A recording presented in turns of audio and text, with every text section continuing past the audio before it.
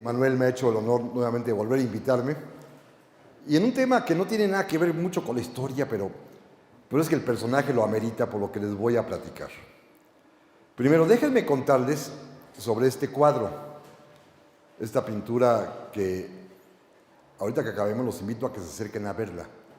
Es francamente maravillosa. Y es un cuadro que se pinta, como está la fecha ahí, en el año de 1939. Aquí está todavía la firma del pintor y la fecha en que lo hizo. Y lo encontré justamente, aunque ustedes no me lo vayan a creer, pero es milagroso el encuentro que tuve con él, en el mes de julio de 1999. Es decir, hace exactamente 20 años y unos cuantos meses. Porque en aquellas vacaciones de verano escolares, en la Escuela Libre de Derecho, un buen día, a un queridísimo amigo mío, Jaime del Arenal, y a mí, se nos ocurrió hacer una excursión a los sótanos tenebrosos de la escuela, a los que nadie entraba y tenían muchos años cerrados, y traíamos la curiosidad de buscar unos papeles que estaban en cajas, que recordábamos haberlos visto nosotros cuando éramos alumnos, pues muchos años atrás, en el 76, 77, y pensábamos que a lo mejor estaban en el sótano, y pues decidimos incursionar en una aventura prodigiosa entre telarañas, ratones que pasaban corriendo y todo tipo de alimañas, y sin luz, con unas lámparas que nos prestaron eléctricas, y encontramos los papeles efectivamente, pero también de pronto encontramos arrumbados 2 pinturas. Estaban en ese momento sucias de polvo por completo, estaban inclusive con pintas de mosca, en fin, ya estaban totalmente deterioradas, por supuesto sin marco, y una de ellas es esta. La otra correspondía a otro maestro de la Escuela Libre de Derecho, Toribio Esquivel Obregón, y cada quien, Jaime y yo, según sus propias aficiones y similitudes y afinidades, cada quien expropió uno. Toribio Esquivel Obregón, por supuesto, que fue un gran historiador del derecho, cosa que Jaime lo es. Él inmediatamente dijo, este es mío, y yo lo dejé hacer porque yo ya le había echado el ojo en cuanto vi quién era a este maravilloso personaje, que ustedes pueden verlo. Ya el cuadro está, por supuesto, restaurado, naturalmente, pero ustedes pueden ver lo que tiene en sus manos, esas manos huesudas, un libro, su más famoso libro. No creo que sea su mejor libro, pero es su más famoso libro, el que le dio de comer, para ser claros, y ahorita diré cómo. Entonces a mí me pareció prodigioso y providencial este hallazgo, tanto que inmediatamente se mandó a restaurar, lo coloqué en mi oficina y me ha acompañado los últimos 20 años donde quiera que he andado, por las circunstancias que también les voy a comentar enseguida, pero es para mí pues no sé si es un modelo de vida porque no, era bastante destrampado, pero sí es un modelo en cuanto a lo que él quiso hacer de su propia existencia, de estudiar derecho y nunca trabajar de abogado. Eso es fabuloso, o sea, que es mi propio caso, ¿no? Y dedicarse fundamentalmente a escribir, cosa que yo he intentado hacer, y para poder sobrevivir, él decidió consagrarse por entero al servicio de México en el cuerpo diplomático mexicano de su tiempo, y le tocó vivir una época magnífica en la cual pues su presencia, su participación va a ser decisiva en varios asuntos, además de que se va a ver inmiscuido en cuestiones políticas también de altísimo nivel. Por estas razones, cuando este año, el día 15 de agosto, se cumplieron 80 años del fallecimiento de Federico Gamboa, de inmediato le dije a mi querido amigo Manuel Ramos, oye, es el rumbo de Gamboa, por lo menos el tradicional, esta plaza se llama Federico Gamboa, y me encantaría, y sí, lo programó y amablemente, pues gracias a él estoy aquí nuevamente para platicar sobre Federico Gamboa, en 2 planos muy distintos, No va a ser una reseña literaria porque de eso no sé mucho. Digo, lo he leído todo y la verdad dice uno, bueno, no sé por qué cautivaba a la gente, seguramente por lo escandaloso, porque hoy en día pues, estas novelitas de Gamboa pues, están simpáticas, ¿no? Nada más simpáticas, no tienen mayor ciencia. Pero tiene otro libro que es prodigioso, su diario. que es un documento testimonial fabuloso, que tiene 7 tomos en la edición más moderna de Conaculta y que finalmente es la vida de un hombre que está inmerso en el régimen porfiriano, que es inclusive, no diría yo cercano, pero conoce a don Porfirio y puede platicar con él varias veces, que después le toca vivir la revolución y la posrevolución, y finalmente pues ahí narra su experiencia, su vivencia, sus sufrimientos, sus alegrías, y observa una realidad que está sucediendo en su entorno, a su alrededor, desde el momento en que él comienza a escribir, casi hasta un par de meses antes de que muera. Es un diario pues prodigioso, que tiene esa riqueza de la experiencia de un hombre vertida en esas letras. Y sí quiero hablar un poco de su vida, pero quiero hablar también, y esto me lo van ustedes a perdonar, de lo que es Gamboa en la mía, porque ha habido varias cosas en las cuales él me ha acompañado. Bueno, a grado tal, déjenme platicarles que el día que lo descubrí, por ahí voy a empezar, hace 20 años, lo primero que hice inmediatamente fue ir a los archivos de la escuela a buscar a ver qué estaba haciendo el cuadro ahí. Y encontré que efectivamente fue profesor de la Escuela Libre de Derecho desde el año de 1920, en que regresa del exilio, hasta el año en que muere, 1939, el día 15 de agosto. Y eso, por supuesto, pues me dio mucha alegría, porque entonces ya no era yo el único raro en la Libre, ¿no? Que no es abogado, bueno, Jaime y yo, ya no éramos los únicos raros que podíamos dedicarnos a otras cosas, además de ser profesores en una escuela muy respetable de Derecho, sino que podíamos estar también ya a nuestras anchas con hombres que habían sido fundamentalmente vitales, tanto en su vida pública como en su vida privada, y que justamente pues habían tenido poco que ver con la carrera de la abogacía, y esto pues me dio a mí muchísima felicidad. Y segundo, descubrí justamente la fecha de muerte, aunque ahí no la tiene, nada más trae el puro año, y lo vinculé de inmediato con una tradición muy bonita que hay en la Escuela Libre de Derecho, bonita pero dolorosa, porque cada vez que fallece algún profesor antiguo, algún profesor venerable, algún profesor de respeto, algún profesor que tiene pues el cariño de muchas generaciones, hacemos un homenaje luctuoso. Y esto desde la fundación se ha venido haciendo. Y en él preside la ceremonia un retrato del difunto.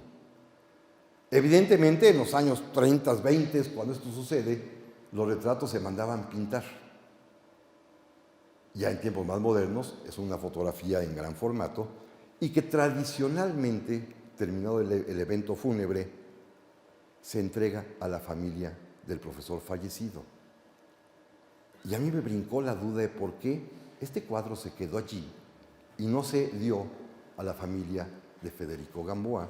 Y descubrí que para el día que él muere ya habían fallecido su único hijo y había fallecido también su viuda. Entonces estaba solo en el mundo. Se hizo el homenaje y el cuadro se guardó. Y se guardó y fue a dar a los sótanos de la escuela y ahí finalmente, muchos años después, repito, Jaime del Arenal y un servidor, pudimos encontrarlo. Así que fue providencial porque aquello era julio del 99, había muerto el día 15 de agosto del año 39, es decir, faltaban poquitos días para los 60 años y me fui a buscar su tumba al Panteón Francés de la Piedad, que la encontré totalmente destrozada, totalmente amolada. Ese día nada más pude poner sus florecitas, hacer mi guardia yo solito, pero 10 años después ya regresé otra vez y yo pagué la tumba, la compostura completa, la placa que tiene hoy de mármol, ya, eso fue a mi peculio. Y hace unos días, en el mes de agosto, volví a ir, dije a ver si todavía sobrevive, y sí, sobrevivió. Está la placa, está la tumba exactamente igual como la dejé 10 años antes. Y es una sorpresa porque si ustedes han ido a ese panteón, está verdaderamente victimizado, vandalizado, porque lo tienen hecho un desastre. Lo han destrozado, lo han saqueado, están las puertas rotas de desvencijadas, las estatuas derruidas, en fin, está hecho una verdadera porquería de cementerio. Y sin embargo la tumba de Federico Gamboa logró sobrevivir. Y ahí está. Me cercioré apenas hace unos días que todavía estaba intacta, afortunadamente con la misma placa que yo había colocado 10 años atrás. Esto no va.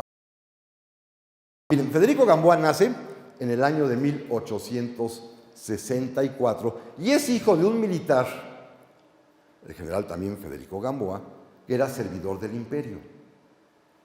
Originalmente había sido republicano y fue de estos hombres que habían sido capturados durante el sitio de Puebla en 1863, enviados prisioneros a Francia, y a muchos de ellos los convencieron de cambiar de bando y los permitieron regresar y se incorporaron al ejército imperial.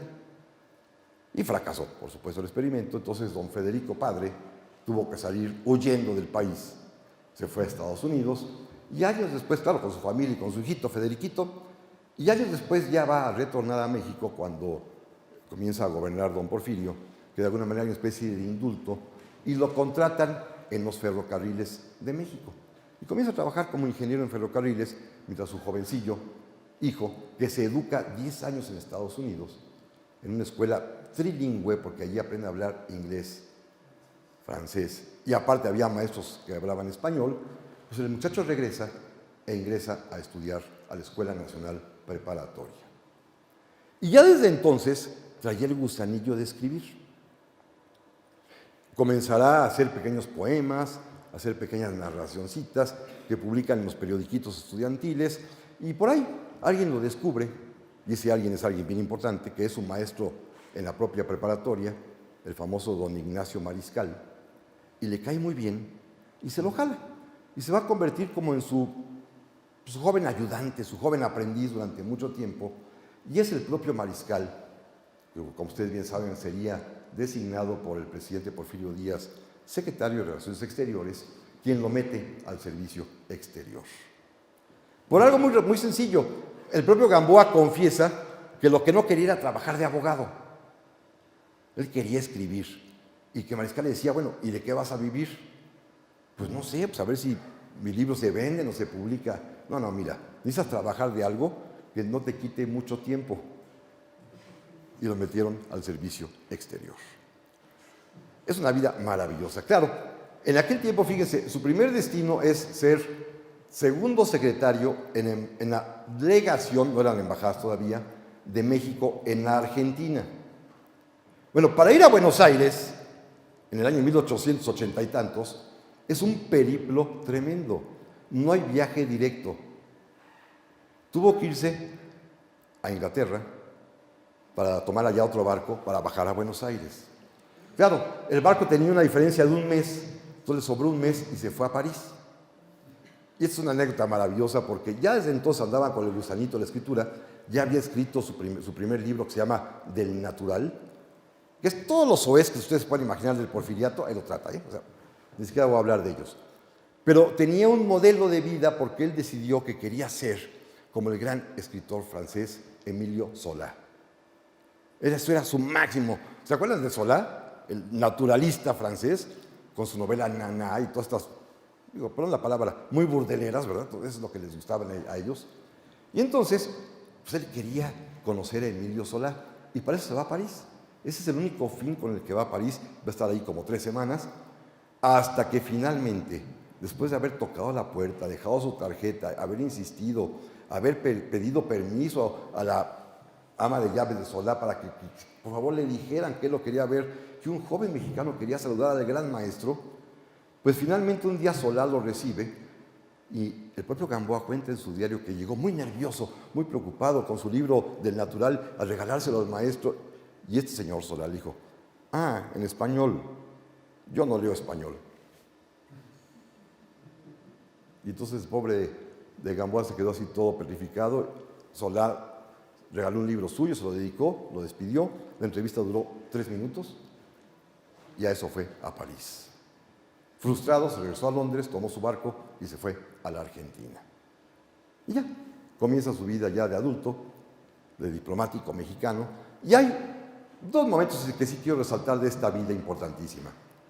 En Argentina comienza y aprende tanto, que de pronto se convierte en un, de veras, modelo de diplomático mexicano. Tanto que los halagos que la propia presidencia de Argentina le envía a don Porfirio sobre su secretario son tan generosos que don Porfirio es la primera vez que le pregunta a Mariscal, ¿y este joven Gamboa quién es? Y don Ignacio le dice, bueno, pues es un muchacho que fue mi alumno, es mi protegido, a ver, tráigaselo para acá. Y es la primera vez que se entrevista con el general Porfirio Díaz. Porque don Porfirio quería hacerle un encargo, necesitaba alguien fresco para algo que don Porfirio tenía en mente. Es Gamboa el que platica cómo era la táctica que usaba don Porfirio para las entrevistas personales. Ustedes habrán visto por ahí seguramente que se dice que don Porfirio se sentaba exactamente en una ventana, es decir, dando la espalda a la ventana, y el interlocutor lo sentaba enfrente, medio en penumbra, de tal suerte que don Porfirio podía ver perfectamente bien el rostro de con quien estaba platicando, y el taimado de don Porfirio, pues la penumbra medio oscurecía sus facciones, y la persona que con él hablaba no alcanzaba a percibir ni adivinar los gestos de don Porfirio, si le provocaban sorpresa, alegría, hartazgo, lo que estaba diciéndole. Y en cambio, el zorro de don Porfirio perfectamente bien tenía ante sus ojos las reacciones absolutas de su interlocutor. Y entonces cuenta el propio Gamboa en su diario que él se sintió francamente cohibido allí en Palacio Nacional de sentarse frente al general Díaz y muy nervioso, pero no pasó nada, al contrario, don Porfirio lo felicita y le hace un encargo. Lo nombra ministro de México en todas las naciones centroamericanas, con sede en Guatemala, pero concurrente en Managua, concurrente en Tegucigalpa, concurrente en El Salvador y en San José. Es el embajador, no es embajador, ministro de México en todo Centroamérica. Y lleva un encargo muy especial de don Porfirio. México quiere, en palabras gruesas, hacer un protectorado sobre América Central. En palabras suaves, México quiere ayudar a Centroamérica a que se desarrolle, a que crezca, a que produzca, a que estén en paz, porque aquellos paisillos se la pasaban peleando, ¿eh? Así como hoy en día, ¿se acuerdan? Hace algunos años la guerra del fútbol. Bueno, se pelean entre ellos los paisitos, ¿no? Dejaron de ser en México y entonces son los chiquillos que se están peleando. Y don Porfirio quería, pues de alguna manera, no sé si someterlos, pero sí tener cierta presión, cierta presencia, cierto dominio sobre Centroamérica, y el ejecutor de la política va a ser Federico Gamboa. Están aprovechando una especie de entusiasmo iberoamericano, porque en esos años, ustedes recuerdan, se publica la gran novela de José Enrique Rodó, El Ariel, que de alguna manera es una especie de canto hacia la grandeza iberoamericana frente al Calibán, que es Estados Unidos, al monstruo que hay que derrotar. Y al mismo tiempo don Porfirio también en estos años es cuando organiza la primera gran reunión panamericana, que después de que Bolívar había hecho la suya en los años veintitantos del siglo anterior, don Porfirio vuelve a convocar a todos los delegados de los países hermanos de Iberoamérica a la Ciudad de México, porque don Porfirio tiene esta idea de avanzar, metafóricamente hablando o espiritualmente hablando, sobre todo Iberoamérica, pero comenzando el primer pie en Centroamérica, países que le importaban muchísimo al propio don Porfirio. Es cuando don Porfirio, ustedes recuerdan, bautiza o rebautiza las calles del centro de la Ciudad de México con los nombres de República de Paraguay, República de El Salvador, República de Cuba. Todas las calles que en el centro tienen estos nombres de los países iberoamericanos fueron impuestos en ese tiempo por el general Porfirio Díaz. Es decir, su brazo ejecutor, su mano ejecutora en Centroamérica es Gamboa. Van a pasar cosas muy interesantes, ¿eh? Obviamente, la respuesta, el enojo de lo que está haciendo México en Centroamérica no es de los centroamericanos, que están hasta eso contentos, pues de que hay un señor mexicano que es muy atento, que viaja, un día está en Managua, a los 2 días ya se fue, ya está en El Salvador, después regresa a Guatemala, se la pasa viajando por toda Centroamérica, interviniendo, por supuesto, de manera muy decorosa, muy diplomática. México lleva hasta préstamos, les lleva hasta maquinaria a Guatemala para que cultiven el café. En fin, México hace muchas cosas por Centroamérica en una política, repito, vedada, disimulada, pero Gamboa la confiesa de que quieren tener control y presencia fuerte en Centroamérica. Y los que se enojan son los Estados Unidos. Aprovechando un poco que don Porfirio también tenía esa especie de animadversión contra los norteamericanos, los centroamericanos también se engallan y deciden, a ver qué pasa si le ponemos un pequeño frenito a los norteamericanos, y particularmente en Nicaragua, el presidente José Santos Zelaya, muy amigo de Gamboa, decide hacer una jugarreta. Nicaragua es un país en ese momento totalmente, pues, dominado por la presencia norteamericana, que tiene una sola compañía, que es casi todo el país, la famosa United Fruit, que cultivan plátanos. Impone salarios, impone muchísimas cosas, y el presidente Santos Zelaya decide expropiar esas tierras. No, bueno, pues aparece la revolución. Hay un golpe de Estado interno, obviamente perpetrado por los Estados Unidos, y le digo obviamente porque los propios marines desembarcan, invaden Nicaragua y van a detener al presidente, que solamente alcanza a refugiarse. ¿Dónde creen? No en la embajada, en el consulado de México, que está a cargo de un empleado de Gamboa que se llama Bartolomé Carvajal, quien le avisa inmediatamente a Gamboa que está en Guatemala. Gamboa telegrafía inmediatamente a México al presidente Porfirio Díaz, y el presidente Porfirio Díaz le dice a Gamboa: con su vida me lo trae. Ah, sí, de ese tamaño. Claro, hizo algo más don Porfirio.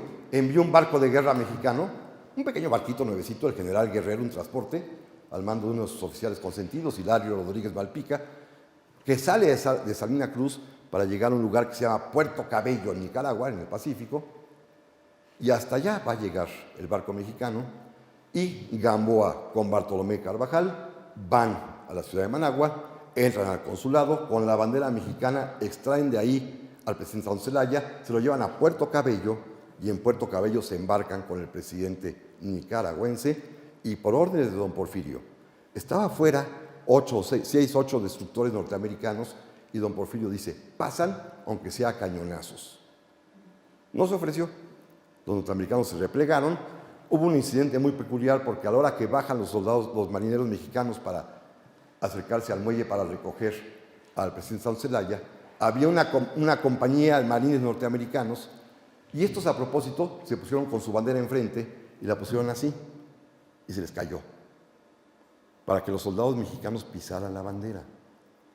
Y Hilario Rodríguez Malpica y Federico Gamboa detuvieron a la tropa, se levantaron los dos con mucho respeto, hicieron una señal de reverencia, los dos se hincaron, recogieron la bandera y se la entregaron al oficial norteamericano. Y pasaron. Así que esto le mereció a Gamboa, por supuesto, el convertirse ya en un hombre políticamente muy importante. Pero ya era también para ese momento un escritor muy importante. Juntó sus dos famas.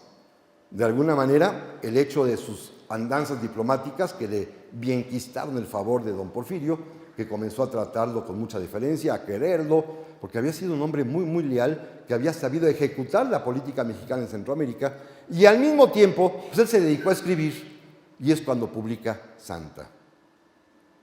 Y por supuesto se vuelve un escritor famosísimo. Una novela que tiene como escenario este rumbo, justamente este rumbo.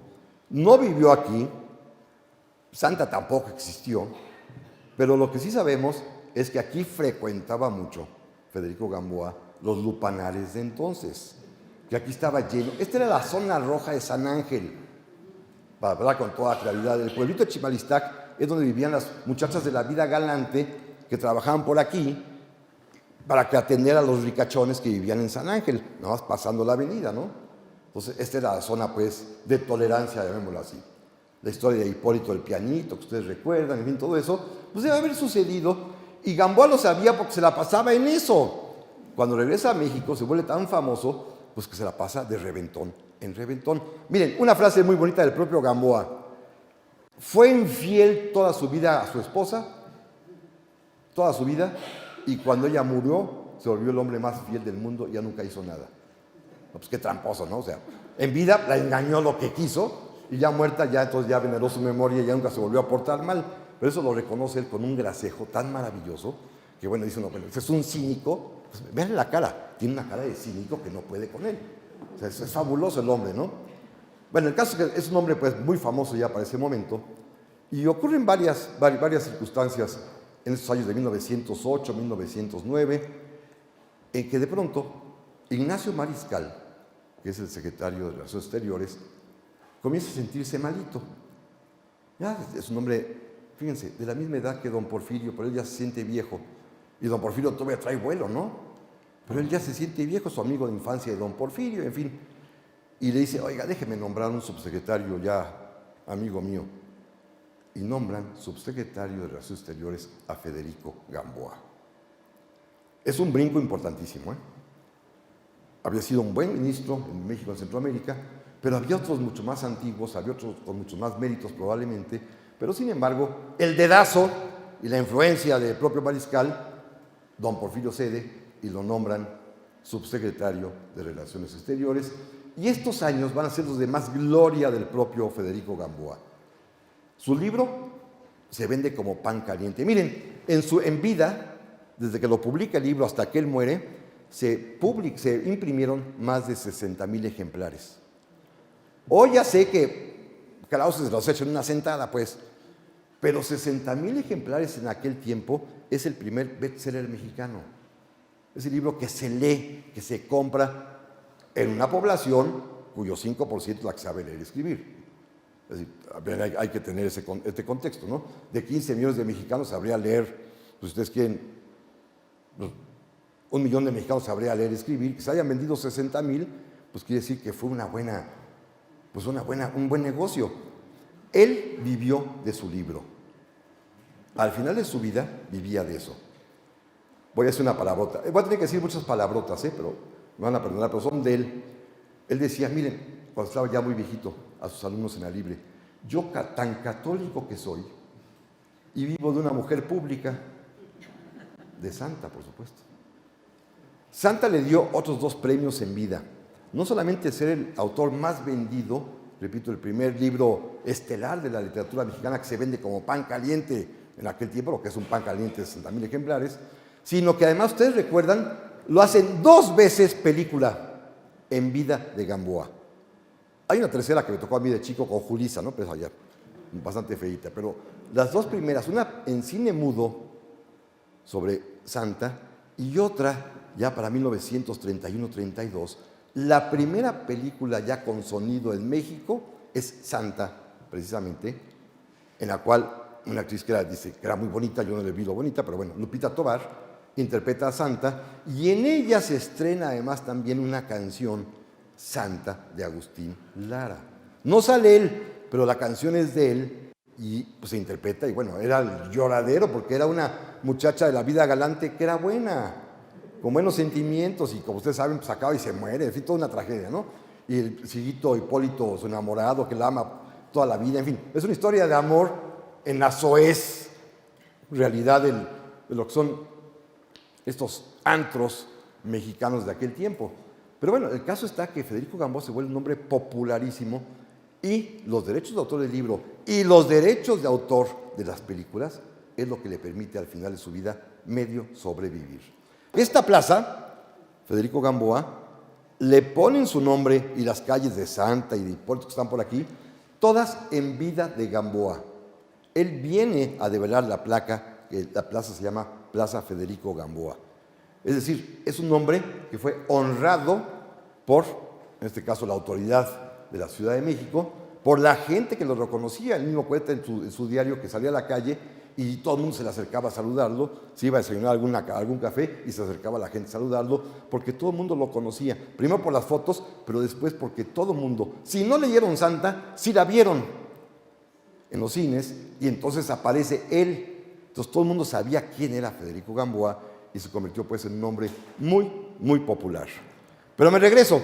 Para 1909, 1910, pues don Porfirio desea conmemorar el centenario de la independencia nacional. Y decide hacer un festejo que tiene pues muchas variantes, pero que fundamentalmente se trata de poder ensalzar a México ante el mundo, invitando a todos los países hermanos y los países europeos y hasta China y Japón lo invitaron, para que vinieran a México a presenciar nuestras fiestas del centenario, que serían desde finales de agosto hasta principios de octubre de 1810. ¿Mandé? Perdón, 1910, bueno, sí, la empresa fue en 1810, perdón. Bueno, estas fiestas tienen la característica fundamental, repito, que es un derroche porfiriano en el cual, por ejemplo, se van a inaugurar grandes obras como el Ángel de la Independencia, el hemiciclo a Juárez también se inaugura en estos días, la penitenciaría de Lecumberri, el manicomio de la Castañeda, en fin, muchas obras públicas, el alumbrado público también, las grandes fiestas, las grandes ceremonias. Y pues don Porfirio necesita a alguien que organice todo eso y designa a Federico Gamboa como encargado de las conmemoraciones de 1910 del centenario de la independencia. Y aquí viene lo prodigioso en mi propia vida. Y tú sabes esa historia, un día te la platiqué. Un día entro a mi oficina, en el año 2007, 2008, y les juro por mi difunta madre, que lo vi sonriéndome Dije, esto es un fantasma, ya se me apareció aquí ya que... Yo no sabía mucho en ese momento de él, sabía poco, y pues me quedé con la curiosidad y me doy dando cuenta que lo habían designado para conmemorar a México en su primer centenario, y a los pocos días me invitan a mí a lo mismo. Entonces dije, no, bueno, se tiene que ir conmigo. Aquí está Dina, que es mi colaboradora, que también trabajó conmigo todos aquellos años, y el cuadro me acompañó a todas partes. Lo designé el ángel de la guarda del Bicentenario. Así que estuvo conmigo, y como luego tuve 2 oficinas, mandé hacer una copia, tengo otra copia. Claro, este es el original, y tenemos 2. Pero entonces me acompañó, porque para mí era prodigioso esta similitud. Si ya antes, mucho tiempo antes lo había yo encontrado y me había encantado por esta afinidad enorme de ser un abogado sin serlo, de tratar de vivir sus libros, de servir a México, a la hora que sucede esto, pues para mí fue algo verdaderamente prodigioso.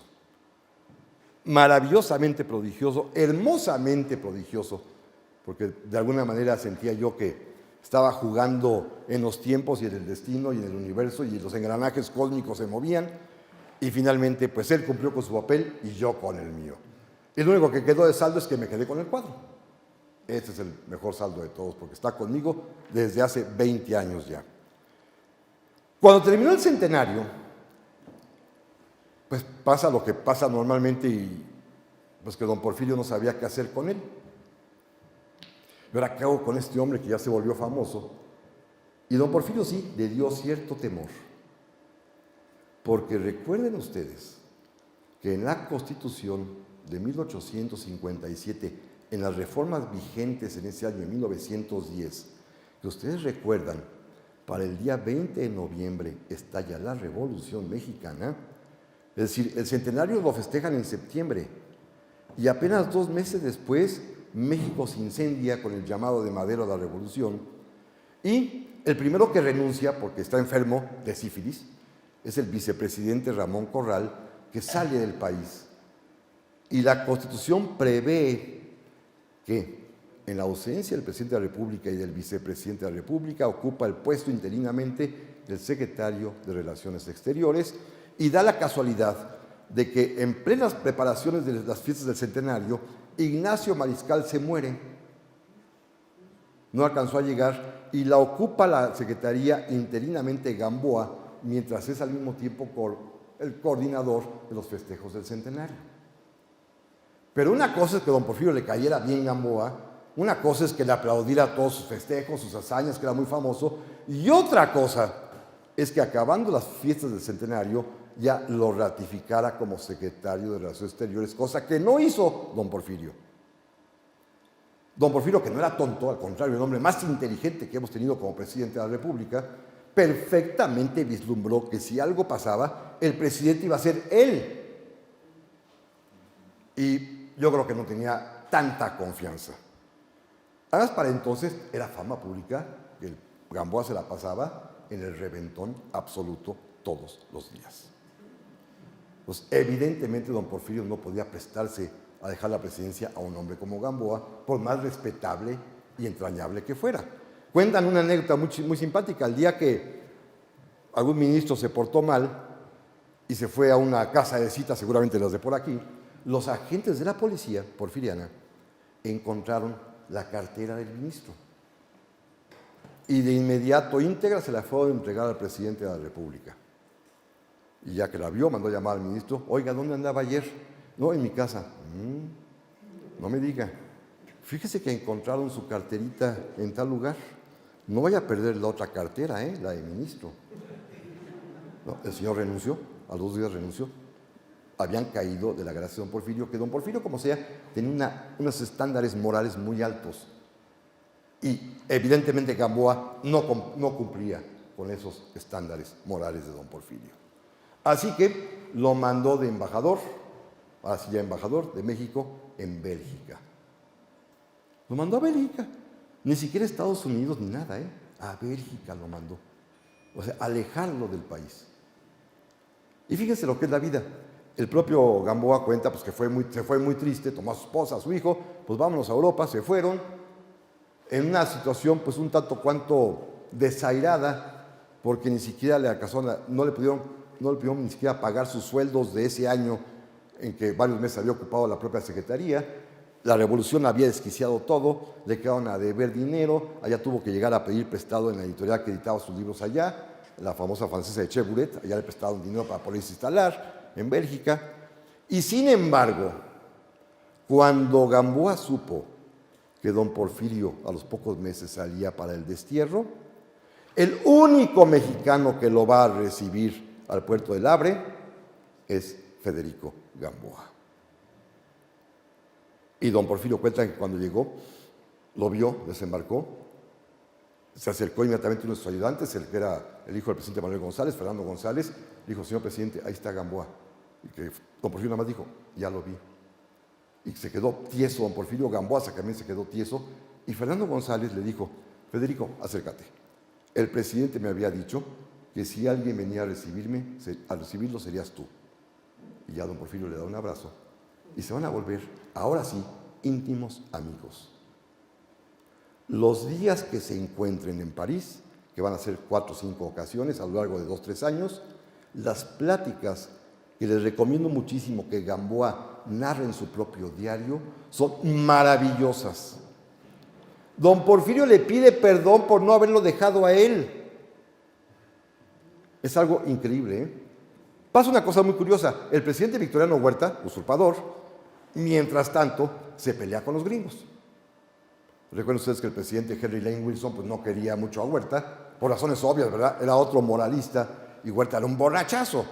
Entonces necesitaba otro borrachazo simpático para entenderse y mandó llamar a Federico Gamboa para nombrarlo ahora sí ya secretario de Relaciones Exteriores. La despedida de don Porfirio a Gamboa, cuando le avisa que se regresa a México porque Huerta lo ha designado para ese alto puesto, para el que Porfirio no lo designó, don Porfirio le lloró. Y ahí fue cuando le dijo: yo debía haberlo designado a usted.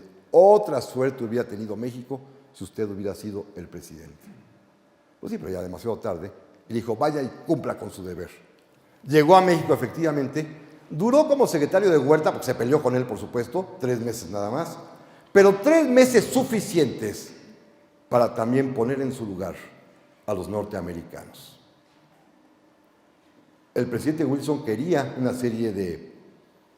tenía una serie de reclamaciones contra México, que como todos saben van a desembocar en la invasión de Veracruz en abril de 14, pero antes de eso, el primer llegue se lo dan con Federico Gamboa, quien en una carta pública a todo el mundo pone en alto la dignidad de México en contra, como él dice, de los bastardos intereses norteamericanos. Es decir, no podía con los gringos ni ellos con él, y pues esto le valió que Federico Gamboa se convirtiera en el hombre más popular de México en ese momento, porque era el primero, casi como decían los periódicos, después de los niños héroes, el primero que se ha enfrentado a los norteamericanos ha sido Federico Gamboa. Y se convirtió en un hombre, repito, popularísimo, a grado tal, y esto es algo muy interesante, que cuando Huerta quiere legitimarse organizando una parodia de elecciones, de pronto, para ese momento, ya Federico Gamboa ha cambiado tanto, ya había dejado de asistir a las cantinas, ya no iba a los lupanarios y a los burdeles, y de pronto ya iba a misa. Claro, el secreto lo sabían muy pocos, había muerto su esposa, y se transformó por completo. Y el recién fundado Partido Católico Mexicano lo invitó de candidato a la presidencia de la República, y él aceptó. Y esta es una historia increíble. Todo el mundo pensaba, pero si ayer don Federico andaba en estos reventones, ahora resulta ser que, pues sí, había cambiado su forma de vivir, de un día para otro había mudado su conducta anterior, se había convertido en un hombre absolutamente piadoso y religioso, y los católicos lo invitan como candidato presidencial, repito, en unas elecciones totalmente amañadas y parodia de ellas, en las cuales gana, por supuesto, el general Victoriano Huerta, y Gamboa pierde, pero esto lo obliga a salir nuevamente al exilio. Se va a tener que ir a refugiar durante varios años a La Habana, en Cuba. Lo importante, pues, es que se convierte en un hombre muy popular, muy, pero muy popular. Sus libros comienzan a venderse. En Cuba vive de dar clases, vive de escribir artículos en los periódicos. Tiene una existencia bastante triste, porque no tiene dinero. Si algo lo caracterizó toda su vida fue ser pobre. No tenía dinero, ni se robó nada, así que estaba el pobre totalmente, pues, en la miseria, con su hijo, ya viudo, hasta que finalmente en 1920 el gobierno del presidente Venustiano Carranza, casi al momento que cae, le levantan el exilio y regresa a México. Y aquí empiezan sus últimos años, que son francamente maravillosos, porque son los de un viejito, pues ya para entonces no era muy grande, pero pues veanlo, ¿no? Es un viejito que se convierte en un hombre popular en todo México. Un hombre queridísimo, pero un hombre al mismo tiempo que vive, no en la miseria, pero sí con muy limitados recursos, y solamente gracias a Santa, a las películas de Santa, y a que le dan una que otra clasecita, tanto en la Escuela de Altos Estudios como en la Escuela Preparatoria Nacional. Vive de eso. En 1920, y aquí lo vuelvo a entroncar con mi propia historia, cuando regresa, está en su casa, una casa que rentó en la colonia Santa María, además también, todo es rentado para él. Lo van a ver los maestros fundadores de la Escuela Libre de Derecho, particularmente don Emilio Rabasa, y lo buscan y le dicen: oiga, queremos que dé clase en la Escuela Libre de Derecho. Y Gamboa: pero pues ahí no pagan. No, pues sí, es honorario, es gratuito y todo, pero a ver, es que no hay nadie que sepa más que usted en México de política internacional. Necesitamos un gran profesor de Derecho Internacional Público y queremos que usted sea. Y eso lo conmovió y aceptó. Se va a quedar 19 años en la Escuela Libre de Derecho como profesor, pero tenemos la suerte, yo tengo la suerte, que hubo 2 o 3 alumnos de él que escribieron sus memorias de cuando eran estudiantes y platican cómo eran las clases de don Federico. Primero, se la pasaba tirándole a Estados Unidos todo el tiempo. Segundo, se la pasaba ensalzando la hispanidad americana. Tercero, tenía una noción muy clara de que por las normas internacionales era posible la concordia y la armonía entre las naciones. Y cuarto, era simpaticísimo. Y entonces los chamacos le tenían tomada la medida.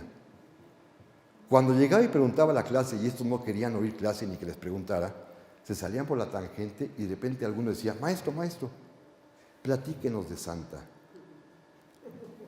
Y entonces cuentan que el maestro Gamboa primero ponía un cejo así muy duro de enojo y luego se transfiguraba y comenzaba la verdadera clase, que era la clase de vida, la clase de experiencias, la clase de sus propios recuerdos, sus memorias. Y bueno, aquello era, pues, francamente maravilloso, y todos salían encantados de escuchar a Federico Gamboa, que a su vez después tenía que estar escribiendo en su diario: este día no les enseñé nada más que puras aventuras. Pues no daba clases, les platicaba otras cosas, pero provocado por ellos, ¿eh? Y se dejaba querer, caía en la trampa de los propios alumnos, y pues simple y sencillamente, pues ellos encantados de tener un maestro así, famoso como pocos. Pasaron varias cosas en esos años. De pronto la gente, pues, se da cuenta de que Gamboa está vivo, de que está en México, y es cuando, por ejemplo, se organiza este homenaje que he comentado hace un rato, de que en vida de él viene aquí a la Municipalidad de San Ángel, cuando todavía era municipalidad, y aquí se emplaca esta plaza con su nombre, con las calles aledañas, y pues pasea y la gente lo conoce, lo saludan, las películas lo hacen famoso, y ocurren cosas pues verdaderamente prodigiosas. Una de ellas, por ejemplo, es que a pesar de que decían que era literatura, pues para, así como diríamos hoy, casi pornográfica de aquel tiempo, los propios académicos de la lengua, de la Academia Mexicana de la Lengua, correspondiente de la Real Española, lo hacen académico y a los 2 años lo hacen presidente de la Academia Mexicana de la Lengua, que lo va a hacer hasta el día de su muerte. Es decir, a pesar del tema soez que narró en todos sus libros, a pesar de eso, la calidad literaria fue reconocida por sus mismos pares y ellos le dan ese lugar sitial de honor de convertirlo en su director de la academia. Es decir, la institución que tiene a su cargo el cuidar, pulir y preservar el idioma castellano, se lo entregan a este hombre que finalmente, pues si algo amaba, era justamente el escribir bien. Entonces pasan estas cosas que pues parecen prodigiosas. En otra ocasión, también de pronto la gente pues, lo ve y viene la elección de 1924, en la cual aparece como candidato alguien que la gente no quería, Plutarco Elías Calles. Y ocurrió un milagro. El día de la elección, por supuesto que gana Calles, naturalmente, pero en muchísimas, en miles de boletas electorales, apareció como candidato no registrado un nombre, Federico Gamboa. Y esto sorprendió a muchísima gente, a grado tal que el gobierno de la República cesó a Federico Gamboa de sus clases en la Facultad de Altos Estudios y en la Escuela Nacional Preparatoria. Lo cesaron. ¿Por qué? Pues por el enemigo del régimen. Sí lo era, O sea, pero no lo decía públicamente, solamente lo decía en su diario, pero lo corrieron. Bueno, la gracia se va a repetir cada elección presidencial hasta la última. Todavía cuando es electo el presidente Lázaro Cárdenas, todavía la gente sigue votando como candidato no registrado por Federico Gamboa. Pasó en la elección de 24, pasaría en la primera de 28, en la segunda pues no, nuevamente hasta la de 34, volvería a ser mencionado Federico Gamboa como candidato independiente. Igual que Cantinflas, ¿se acuerdan? Bueno, ustedes se acuerdan. De nuestra época, ¿no? Ustedes no se acuerdan, pero en nuestra época Cantinflas era anotado, Mario Moreno, la gente votaba por Mario Moreno. Y bueno, lo mismo pasó con Federico Gamboa, que se convierte en un hombre tan popular que la gente vota por él. Lo ponen en las boletas. Algunos quizás recordaban que era del Partido Católico, algunos quizás nada más porque era popular, algunos porque se sabía que era un hombre opuesto al régimen y algunos simplemente porque les caía bien el viejito que paseaba por las calles y que se dejaba apapachar y saludar. No había selfies, pero la gente es como si fuera lo mismo, le pedían autógrafos. Hoy tendrían su selfie todo el mundo con Federico Gamboa porque además salía a pasear. Se subía al tranvía, se era su medio de transporte, no tenía coche, andaba por las calles, entonces la gente lo saludaba por todos lados y a él le gustaba ser saludado y ser reconocido. Era lo que de alguna manera envanecía su propia autosatisfacción de saberse que la gente lo seguía y lo quería. Es un hombre pues providencial. Por eso les digo, aunque sea breve hoy la plática, que a mí en lo personal, cuando descubrí este retrato, la identificación que sentí de inmediato por él, de un hombre sencillo, no tanto por los relajos de su vida, ¿no? Eso sí creo que no es para tanto. Pero un hombre además entregado a las letras, con una vocación de servicio por México, que amó a su patria indudablemente, a su manera, claro, la manera que tenía alguien de servir a don Porfirio y después ser crítico de la revolución. Pero es tan mexicana, aunque hoy en día eso no se entienda, porque nada más dices algo y bueno, ya no voy a hablar de eso. Dices algo y bueno, se te echan encima, ¿no? En fin, pero bueno, pero antes se podía. Claro, pagó el precio que lo corrieran de sus clases, pero sin embargo no la necesitó. Santa le seguía dando para vivir, tanto los libros como las películas. En los últimos años de su vida, alguna vez llegó un amigo suyo a la Escuela Libre de Derecho por él, y Federico estaba muy emocionado de verlo y le dice, oye, ¿me vas a acompañar a misa, verdad? Y el amigo le dice, Federico, con todo gusto, antes íbamos a las cantinas. Entonces, ya cambiamos, ya somos mayores. Esto es pues Federico Gamboa. Hoy la plática, Manuel, es breve, pero es intensa porque este hombre, pues para mí es una especie de espejo de vida, de la honestidad para vivir, de la pasión por las letras y la pasión también por México. Estoy a sus órdenes. Muchas gracias.